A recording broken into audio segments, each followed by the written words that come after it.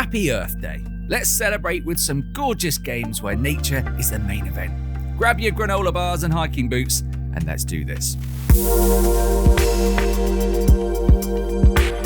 Hello and welcome to ROG Global, where we celebrate PC gaming and sometimes even look out the window to appreciate the majesty of our natural surroundings.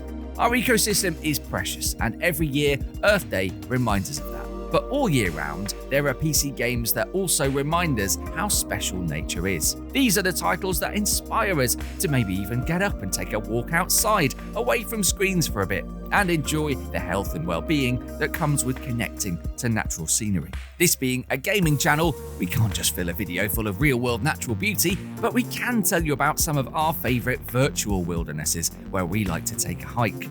So, we're going to do that now. You've definitely played some of these, but have you ticked them all off?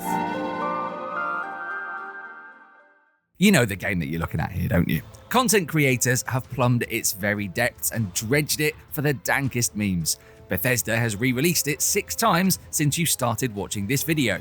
Please welcome to the stage, ladies and gentlemen, Skyrim. Now, Skyrim's not technically set on Earth.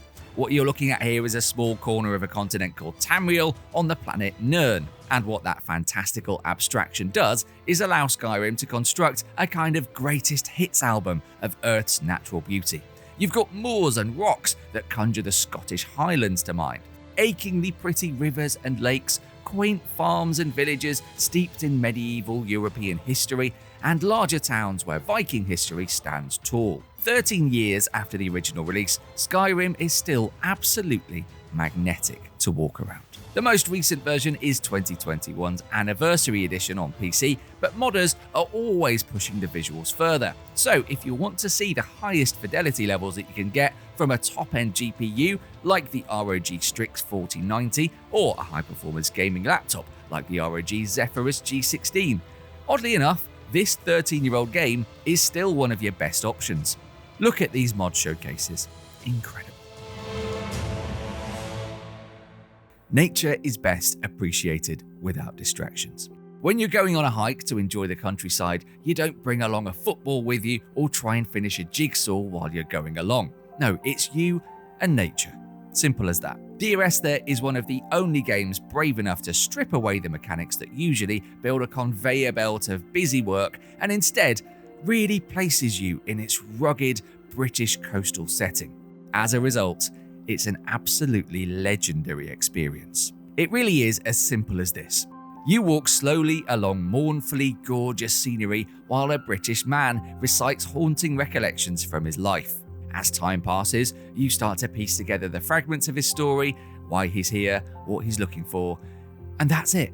There's no use button here, not even a jump or a crouch, and definitely no sprint. It would make for an absolutely terrible esports game. And this is for the round. Cool Dude 69 is so good in these situations. Look how precise he's being here. Look at that counter. Still coming. He's still coming. Unbelievable. Look at that. He is unstoppable. And boom! There it is. There it is. Oh my God. Anyway. But as a game that truly strips away all the extraneous stuff and dares to place you in stark, striking nature and trusts you to drink it all in, it's unrivaled.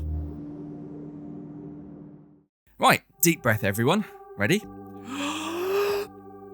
Welcome to Abzu, a world beneath the waves. If you're getting Journey vibes from it, then well done, because art director Matt Nava and composer Austin Wintory both worked on Journey before going all aquatic for this game. Just like Journey, you begin by simply making your way through a gorgeous shimmering world, apparently without any particular objective. But it's so teeming with marine wildlife that hardly seems to matter. As you go deeper, puzzles start to present themselves organically and subtly.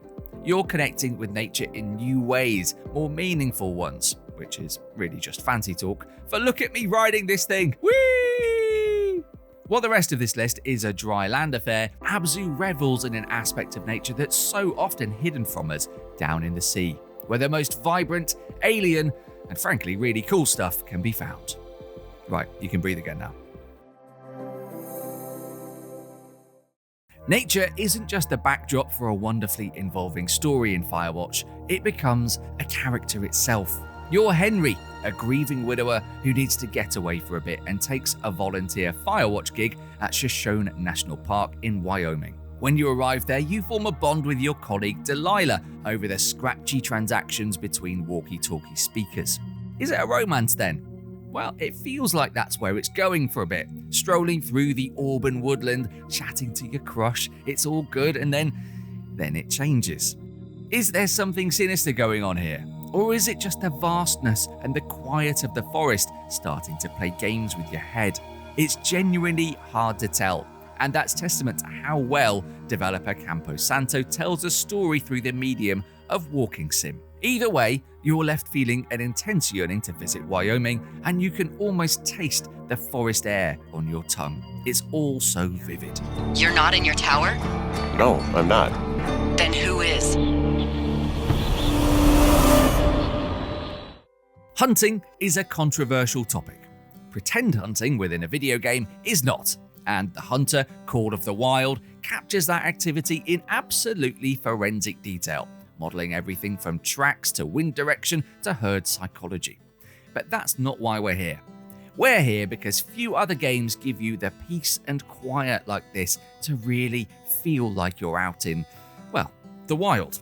From the deep forests of the United States to the tropical overgrowth in Australia, it captures the beauty of nature perfectly, and then lets you bomb around it on quad bikes carrying massive rifles. Animals are particularly hard to find too, which means you end up spending a lot of time just looking and listening, which should be boring but often ends up being quite meditative. We may not have found a wolf to shoot, but we sorted out some stuff in our head, and they do say man is the most dangerous game of all. Although, cards on the table, I don't 100% grasp what that phrase means. Phew! Good job, we're at the end of the video. I'm nearly out of granola bars. Happy Earth Day, everyone. Subscribe to us here at ROG Global for more. Leave this video a like if you enjoyed it. Massage that YouTube algorithm by leaving a comment if you like, and we'll see you in another one.